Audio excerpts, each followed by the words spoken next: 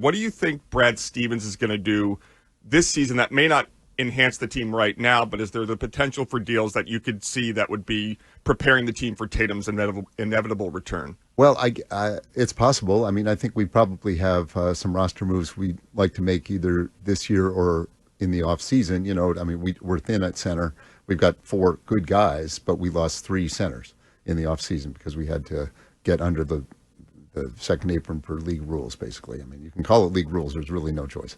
And nobody will be over it for 3 or 4 years, like, period. It's just, you can't do it anymore. So we've got a harder cap than we used to have. So that position, but we've got 4 guys competing for it, and hopefully 2 or 3 of them really step up, and we don't need to make a move. So I'm just saying, this isn't the roster we're going to carry forward necessarily. It never is.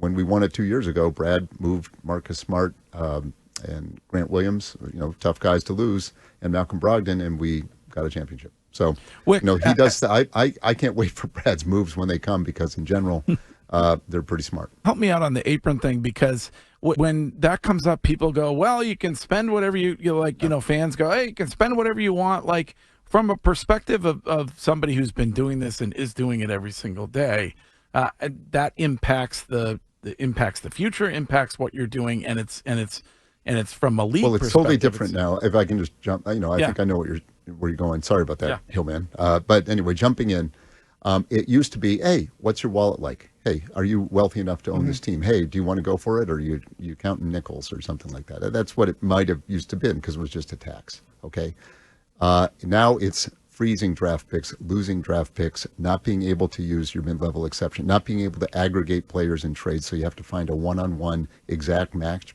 basically, for your player, not being able to add a penny.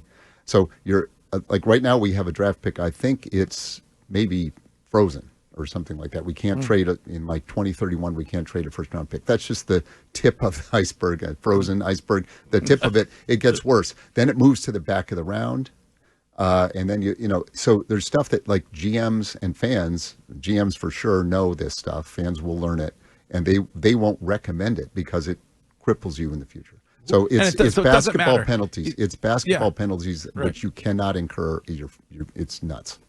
Who promoted that? Was that what owners were the ones that were driving that? All 30 of us. Really? 30 of us. The idea is not to let someone come in from wherever with $170, $200 billion and buy a championship. That's not good for anyone. So we're looking for a harder cap, because then it's parity. We've had 7 different champions in the last 7 years in the NBA, and we just signed a $77 billion TV contract because of it. So look, it's working, and that's the way the league has to operate. Let's operate on whether or not Brad Stevens is a